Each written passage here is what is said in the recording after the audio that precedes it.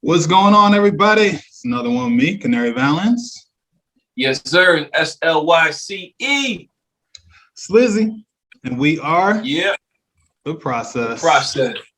Yeah. What's going on, man? How you feeling today? Feeling solid, man. It's Friday Eve, man. I'm ready.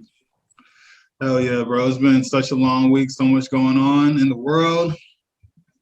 And we got to get to some topics, man. So in the news, we was talking about this off air, but, tell the people about what's going on in the case with George Floyd right now. Yeah, man.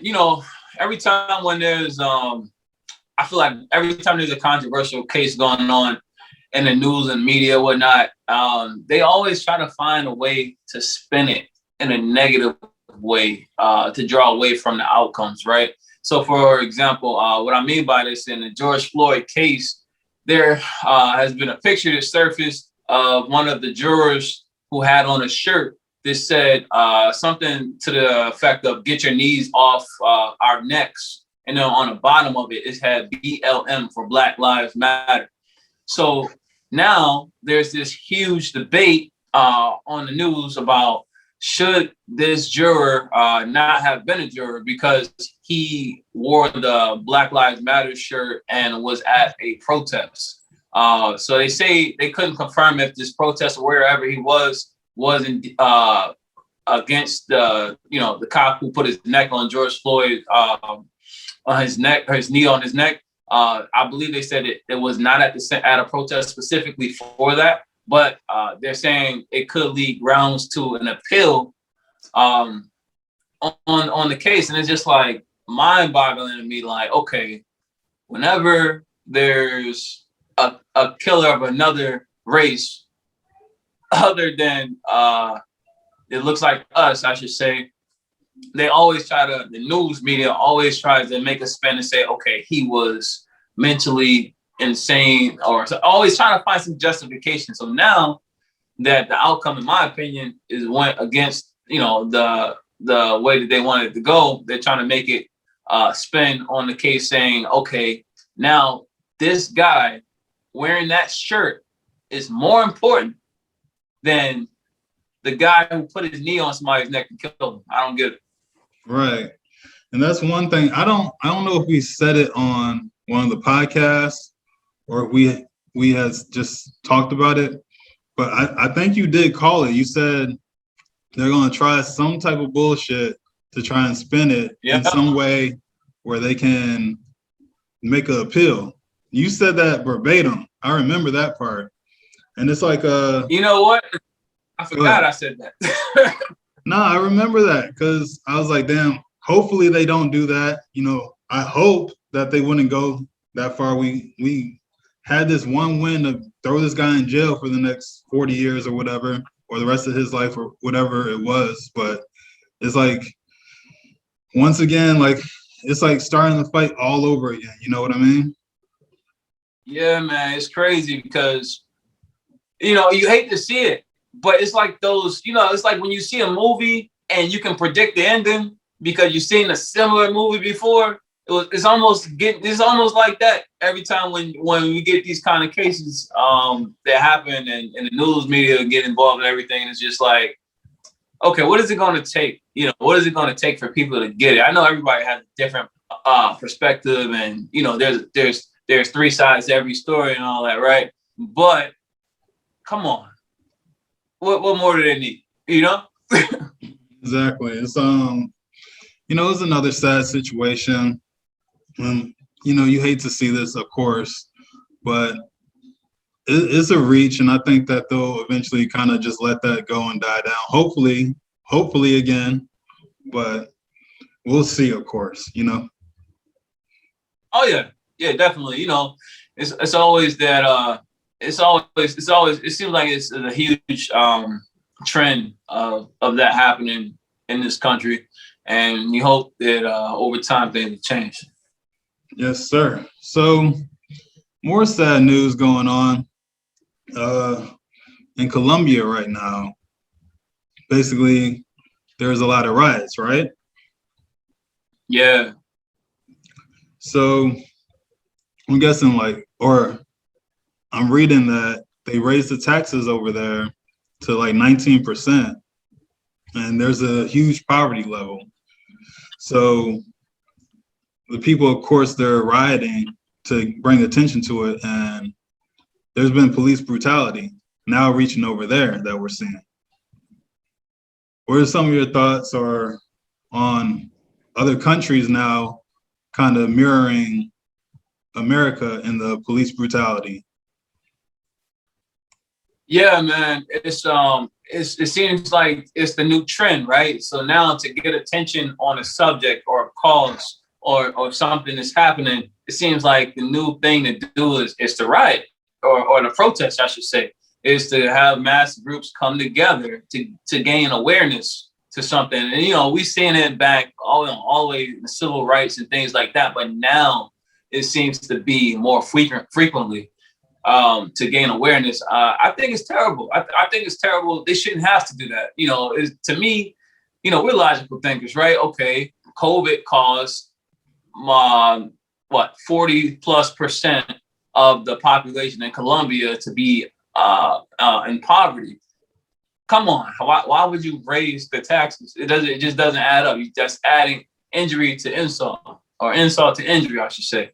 And I have some people I work with in Colombia I talk to every day, and I haven't talked to them specifically about this in detail, but I know they're feeling it over there, man. And it's just like, at some point, what do you expect the people to do? They're poor, you're making them poor. Now you want to raise the taxes, and then I believe it's 24 people who got killed during the protests. So now you're dealing with COVID. Raise the taxes, and now when you speak about it, when they try to speak up about it, they're getting killed. You know what I'm saying? And it's not cool. It's not right, and something has to be done about it. So I'm happy that they're speaking up about it. Definitely want to get the message out and send prayers over there.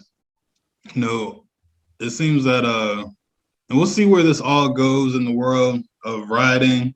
It seems like we've all been rioting as a world for the last year now. So hopefully at some point there's some peace across the nations. But I think we got a long road to go, everyone included. But definitely hate to see that over there, especially because the wages in Colombia are already super low. So you're right, it is adding a lot of insult to a lot of injury or insult to the injury. Yeah, man, it's terrible, and it's just I'm curious of where it's gonna go. Right. So we were also talking about something earlier. We were talking about wasted talent or opportunities that came and went, right? Talking about in the sense of baseball players, football players, basketball players, we all had super high hopes for, and they started off with a very promising career. But at some point, something might have happened. Maybe they partied too much. Maybe they just got hurt out of nowhere, or maybe they just, stopped caring about the sport and fell back or whatever. But do you feel sorry for some of those people, or do you just take it as they had their opportunity and it came and went? I don't want to say I feel sorry for them. There's a lot of and sports and entertainment, music, the whole nine.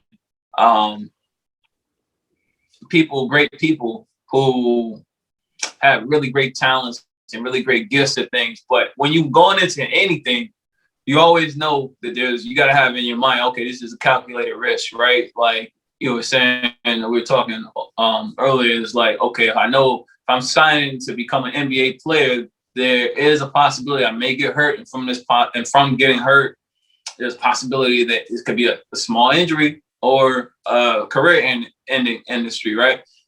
Injury. So it's really about, I think it's about what did they do with the time they had in that field, whatever it is, whether it's music, whether it's sports, entertainment, whatever it is. What did they do with the time they had. So now, I think to a degree I would feel bad, like, dang, he got hurt on his first career game ever. It's like, oh man, it's like, right. for like first 5 minutes, he's done. Like, yeah, I would feel terrible.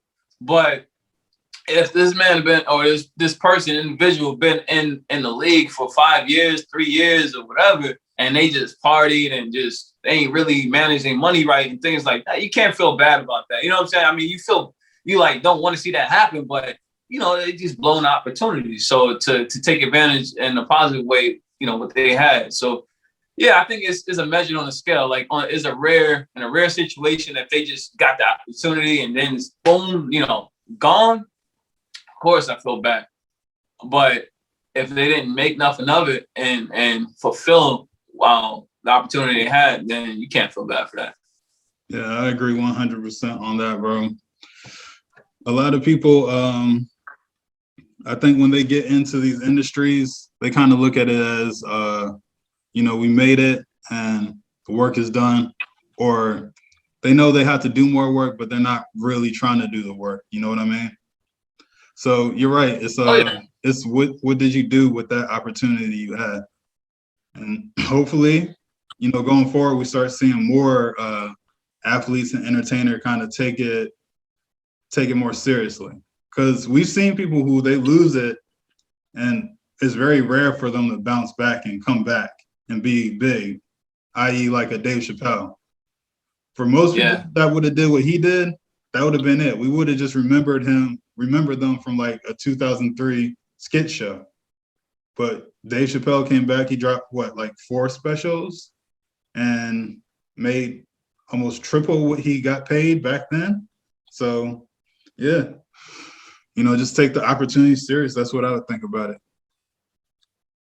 Absolutely, man. I agree 1,000%. You hit it right there, especially the Dave Chappelle situation. That was a perfect example. That you said it perfect with that. I think shout out to Dave Chappelle. That's a great story. I would like to see like a documentary on that process. That'd be kind of cool.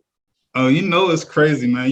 Dave, he went through some years. I've seen some of his stand-ups, like from the time that he was kind of dormant, and he was just going the hell off. He was saying whatever the hell he wanted to say, but it was so funny. And it's good to see that he was able to keep his entertainer side, his comedian side.